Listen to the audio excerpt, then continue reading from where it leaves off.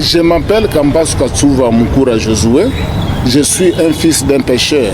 Je suis grandi à Vichumbi jusqu'à ce qu'aujourd'hui j'ai l'âge de 54 ans.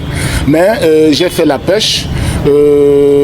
J'ai aidé aussi mon père et tout ce que j'ai comme bien, c'est à partir de la pêche. Donc moi, je ne connais pas autre travail que la pêche. Je suis aussi secrétaire général de la Fédération des comités de pêcheurs individuels du lac Édouard. C'est puisque j'aime la pêche.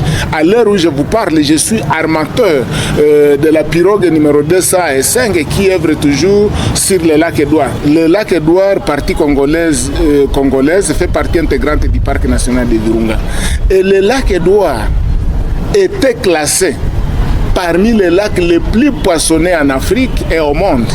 Et à l'époque, une pirogue pouvait facilement capturer 2000 tilapias par jour. Et les poissons du lac Édouard partaient un peu partout en République démocratique du Congo, même à l'extérieur du pays. Les poissons du lac Édouard étaient consommés en Europe.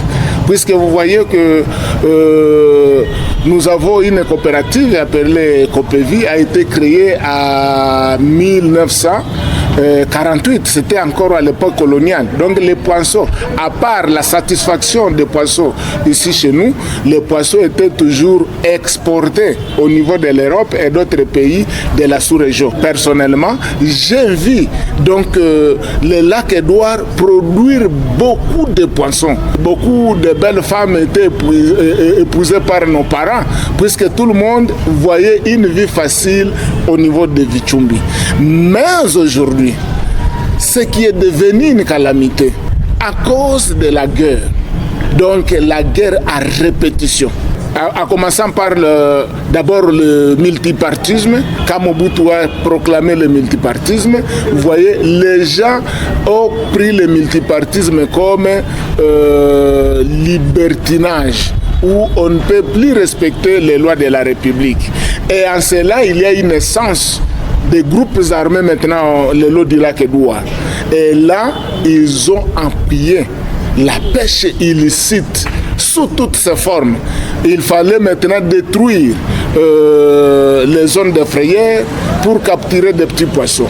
Et cela a duré longtemps. Je dirais que le lac Édouard aujourd'hui est dégradé. Donc ses ressources halieutiques, son potentiel halieutique est dégradé suite à la présence maintenant de la guerre, puisque le lac Édouard est aujourd'hui divisé en deux.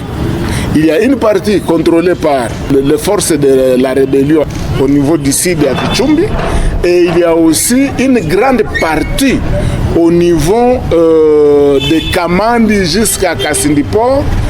Une grande partie du sud-ouest au nord est toujours contrôlée par les forces loyalistes.